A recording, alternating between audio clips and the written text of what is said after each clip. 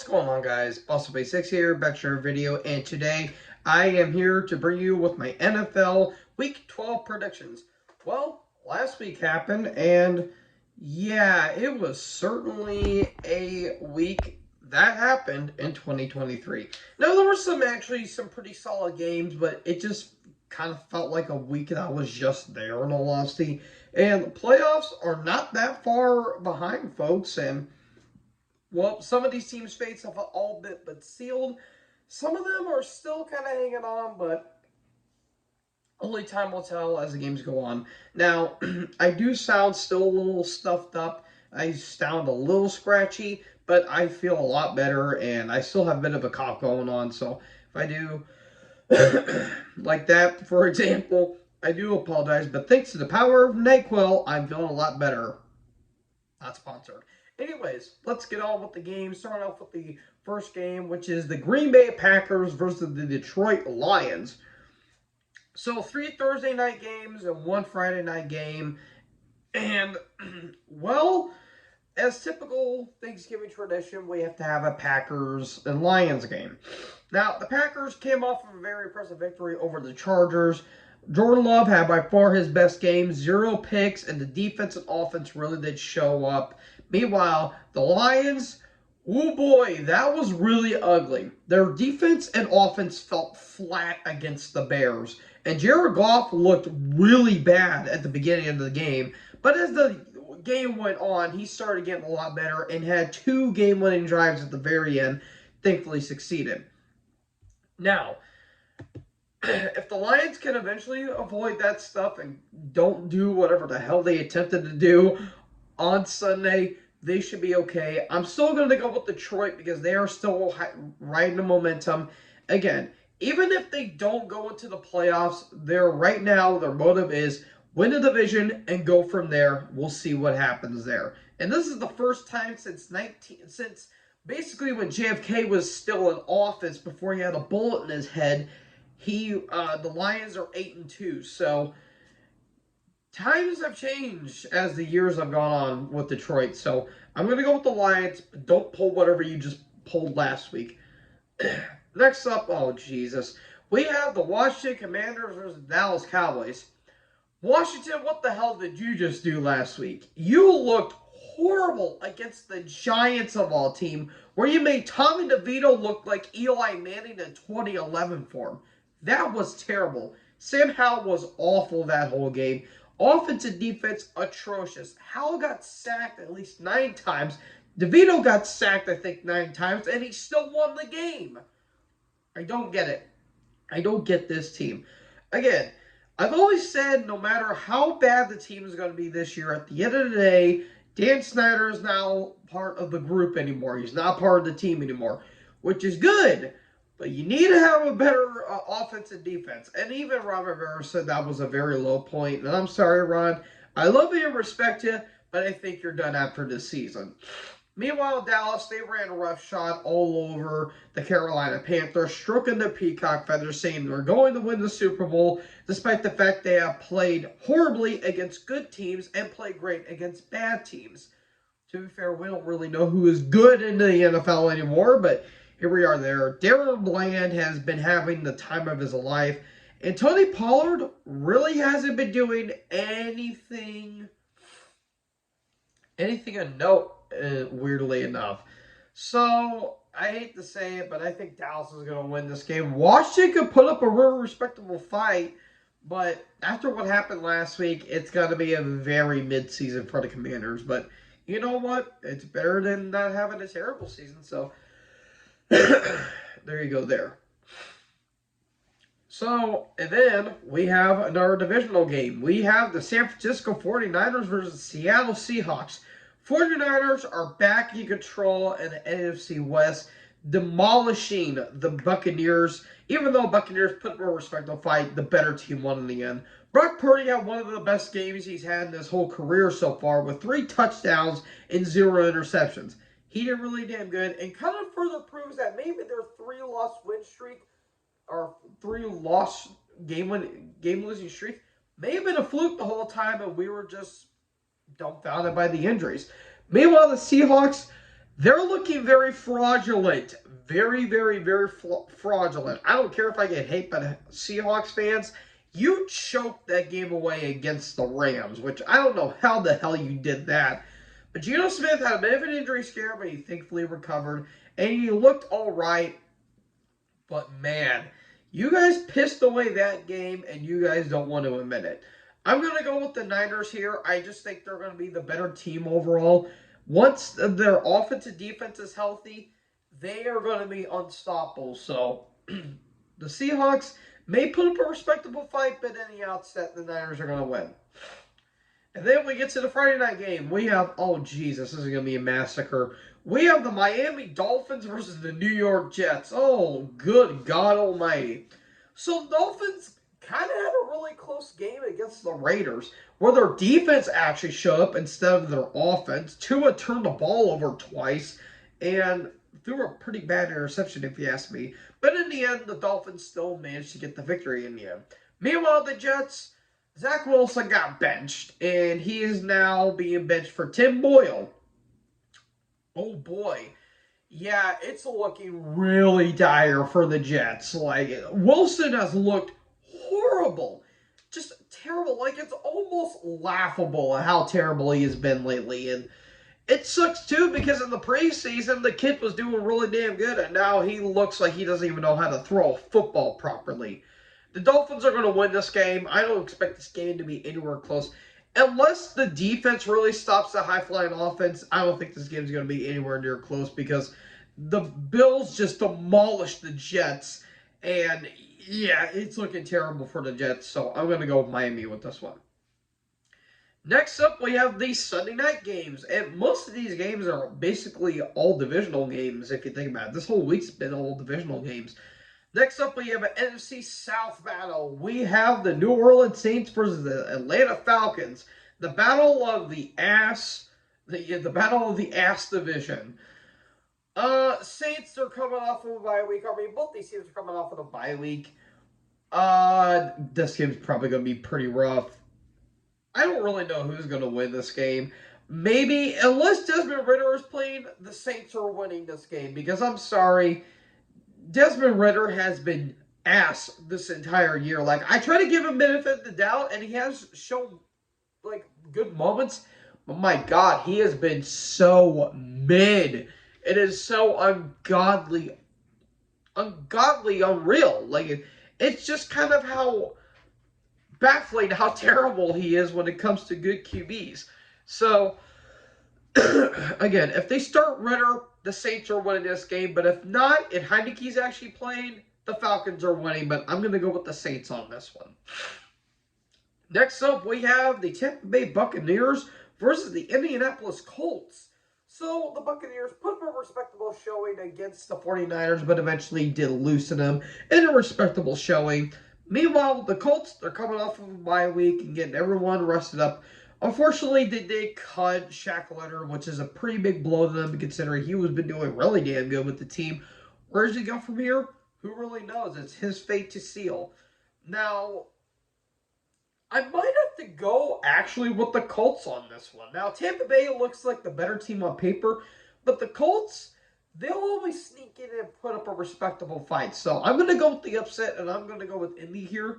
But I will absolutely laugh my ass off if if it's the game where it was the 0-3 game. I forgot which week it was, but it was the game where Peyton Manning came up clutch at the very end, where the Colts were down like 35-4 or 35-14. And they managed to make it overtime in the end, but, you know, Manning's retired at this point, and it's not the same Tampa team as 2003, but I would laugh my ass off if that's the case here. But I'm going to go with Indy here as the underdog. I think Tampa is going to win, but I'm going to go with the Colts because you never know what will happen. And then, oh, Lord, this one probably won't be good. You got the Carolina Panthers versus the Tennessee Titans. The Panthers, they got absolutely demolished by the Cowboys. Bryce Young just looked terrible. It was looking close at the very beginning, but it was all Dallas at the end of the game. And then you have the Titans, who got smacked by Jacksonville. And Will Levis, he didn't have a flat-out terrible game, but he just got eaten alive by that Jacksonville defense. And despite the fact that both teams had terrible losses, the Titans, I think, are going to win this game because, I'm sorry, the Panthers, they just don't look good. They really look pretty bad at the outset of things. But who knows? Maybe the Titans might lose and choke it. I don't really know, but I'm going to go with Tennessee on this one. Next up, oh, Jesus Christ. Oh, good God. Oh, Lordy. Oh, you have the New England Patriots versus the New Jersey Giants. Oh, this one's going to be so bad. Oh, it's going to be bad. The Patriots, they're coming off of a bye week. They're all but shackles at this point. It's just, it's going to be a terrible game no matter what. And the Giants, they made Tommy DeVito against the freaking Commanders. They made him look like Eli Manning. I don't get it. And the dude got sacked numerous amounts of times. This game is going to be terrible. It's going to be terrible. Now, if it was Eli Manning and the Giants versus Tom Brady and the Patriots, that would be a complete different story. But you're going up against Mac Jones or Bailey Zappi against Tommy DeVito. Yeah, no. Oh, God. Oh, God. This one's going to be bad, but probably laughably bad. I'm going to go with the Giants here only because the Patriots don't have anything. And not to mention they're good players are injured. Like Kendrick Bourne's out with injury, and so is Christian Gonzalez. And their offense and defense are just atrocious. It's going to be bad. It's going to be a terrible, terrible, terrible game. Speaking of probably a terrible game, we have the Pittsburgh Steelers versus the Cincinnati Bengals. The Steelers came off of a very sluggish game against the Browns where Kenny Pickett looked like a deer in headlights. And while the game was very close at the end, the high-end talent could have bailed out the Steelers this time. But good news for you, Steeler fans, you Yinzer fans, the bad man is now gone. Matt Canada got his ass canned finally. And Mike Sullivan's going to be, I think, play calling, and they have an interim OC. But, yeah, maybe besides Jaylen Warren, the Steelers don't really have anything to know. Meanwhile, for Cincinnati, good news. You are screwed. Joe Burrow is officially done for the season with a fractured wrist. And you guys really should have put him on the injury report. Nice going, guys. And you have Jake Browning as your backup QB. Yes, it's your season's done. Your season is completely done, and I'm sorry, I don't have anything nice to say for the Bengals. Steelers are probably going to win this game. I'm going to eventually pick Pittsburgh, but man, it's just the AFC North is in a very cluttered. It's a very cluttered division, if you ask me. And so, Steelers are going to win. They're going to BS their way to a playoff win, and they're going to go to the Super Bowl via Ticketmaster. Next up, this one can actually be a pretty fun game. We have an we have an AFC South divisional matchup. We have the Jacksonville Jaguars versus the Houston Texans. If this happened maybe around 2018, it would have been the Battle of Mid. But we actually have some good stuff going on here. Jacksonville came off with an impressive victory. Their offense finally showed up against the Titans. And Trevor Lawrence put up arguably the best game of his whole, at least regular season game of his whole career. Perfect throughout the entire game. Travis Etienne and Calvin Ridley showed up in true fashion. Meanwhile, the Texans, while Stroud did have statistically a pretty bad game with 3 picks, he still had a pretty solid performance and made it up with 2 phenomenal touchdowns to Tank Dell, who's making a namesake for himself. This could be a very fun game. You know, Texans, their defense really hasn't been impressive at all, but they're making strides, and this could be a pretty damn good game. I think Jacksonville's going to pull the victory off, but I kind of have a suspicion that maybe, just maybe, Houston might pull off a victory. And if so, they could take the division, in all honesty, because I think Jacksonville, or actually, no, I think they'll tie for the division. But this could be a fun game throughout the entirety of through the whole week. So who knows? Maybe we could see a little bit of a preview what happens in the playoffs or in week 11 or week 18. So we'll have to see, but I'm going to go with Jacksonville with this one. Following that, oh boy, this could be a pretty bad game. We have an NFC West showdown. We have the Los Angeles Rams versus the Arizona Cardinals. I'm about to say St. Louis Rams versus St. Louis Cardinals. It would have been a former football team or a former football state versus the baseball team.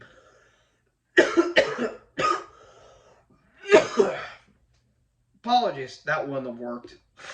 Anyways, the Rams, they came off with a pretty impressive victory over the Seahawks. And the Cardinals, I mean, they put up a respectable fight against the Texans, but it was such a weird game towards the very end. I'm going to go with the Rams at the outset of things.